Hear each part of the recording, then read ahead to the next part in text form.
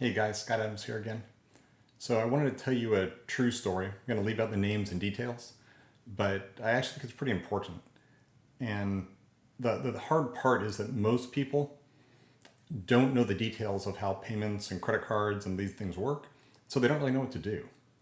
So the story is that my friend contacted me a couple nights ago on Facebook Messenger and was just telling me, hey, you know what? I have no idea what to do. I lost my wallet. And unfortunately, I waited days to report it. And people do that. They wait. And the reason they wait is that they think that it's going to be such a hassle to fix, to undo, if you find it. So they go, I'll just wait. But the problem is it can really turn into a nightmare. So this friend of mine loses his wallet, but he's absolutely sure that it's in his brother-in-law's car. So the next day he calls his brother-in-law and checks, and then he's like, no, wait, so it wasn't there, but it's somewhere else. And so basically, a few days pass and decides, okay, it is lost. Now at this point, he's already starting to get charges. And so someone had bought something at Target, not too far from where he lives. And then a few days later, they go, before it gets reported stolen, they go to a rental car company and rent a car. And because it was his wallet, they use his credit card with his ID. So it's basically starting to turn into identity theft. And this person basically the thief runs up $6,000 or $7,000 of charges. So this is a big deal to anybody. This needs fixed, and it's a nightmare. And so what he does is he goes and reports it to his credit card company, and they do the chargeback like they're supposed to. So they take the money off of his bill, they pull it from the merchant, which is Fox, and then you go through their investigation. And the same thing on Target, they pull the money away, and they put that back on his account.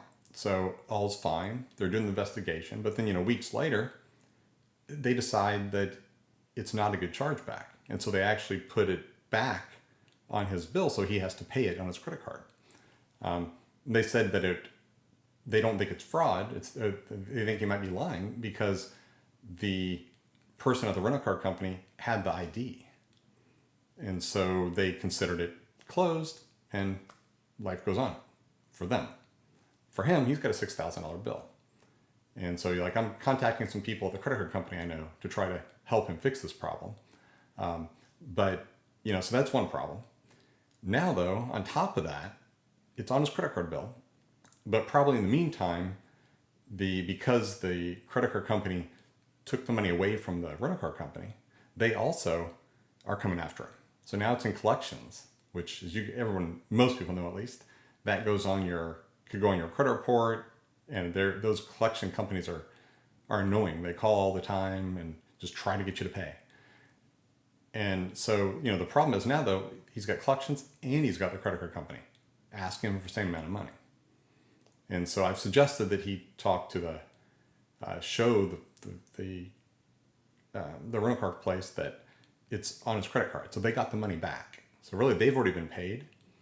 Now maybe this gets reversed too, but we'll get to that later.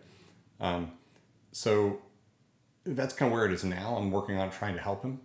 But the average person doesn't know somebody that's in this business. And really it's not my business either. But since I know people at some of these companies, I'm going to try to help. But here's what I really wanted to convey is that when something like this happens, you don't wait. Right? The moment you think it's stolen, or the moment that you've lost your wallet, even if you're going to probably find it in an hour, go into the apps of your credit card companies, whatever was in your wallet, in your purse, whatever it was. Most of them have a way to turn your card off. And just, it doesn't make the card not work long term. It's just like a pause. And so you can go in, like I know on my Bank of America application, on my phone, I can go in and just hit a little slider button, and it turns off. And so then the card can't be used until I go back in and turn it back on. And so I actually keep some of my cards like that permanently. So that's the first thing I would do is go in and do that. So turn off the cards, and then try to find your thing. The other thing too to think about is that if you lost your wallet and it's got your ID in it, then go to the credit bureaus. Like if you go to each bureau, they have a free way to freeze your credit. So that way, if somebody tries to use your ID and say get a loan or something, then it'll stop them. So the loan, and now you might think, oh, this is a mess. What if, I find my wallet tomorrow? Well, just because you have those little sliders, it's really easy to pause and unpause. Secondly, with your ID, if you forget to unfreeze your credit, that's okay. Just the next time you apply for a loan, they're going to say, oh, it looks like your credit's frozen. Could you unlock the bureaus for us? So then you go in and unlock them. You let them run their credit check. Once you're approved, you go back into the bureaus and refreeze. That's a really good thing to do anyway. Just keep it that way. It's more work, but how often do you really apply for something where you need credit? Most of the time we use our credit cards. So unless you're buying a house or a new car or a new credit card, the bureaus do not need to be unfrozen.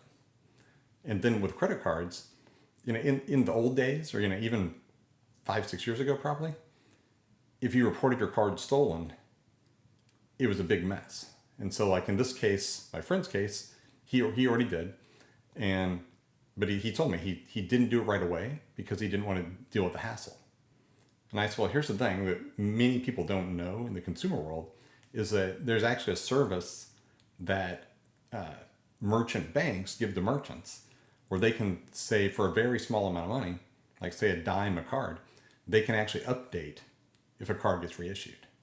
So any kind of number change on the card, if the credit card company, your issuer, gives you a new card, almost all of them will report that into the system, and then the merchant's numbers get updated.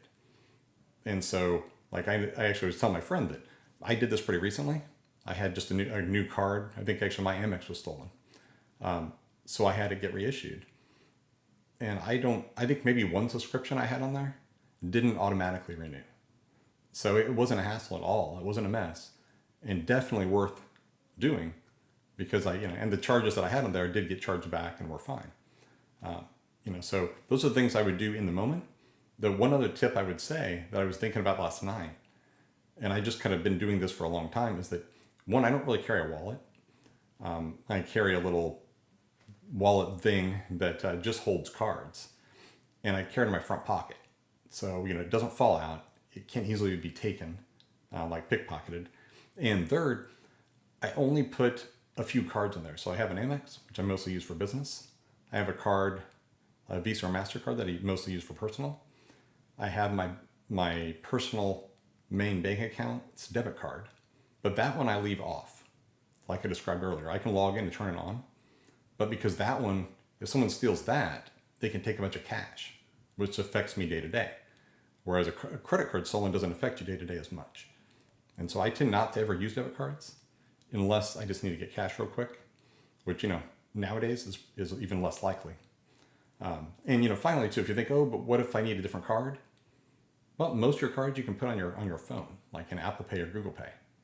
And so really, if you've got a couple physical cards, your ID, what else do you need? And then you've got the rest in your phone. So, think about these kind of things, and hopefully you can avoid a lost wallet nightmare like this. Let me know if you have questions. I hope this helps. Thanks a lot.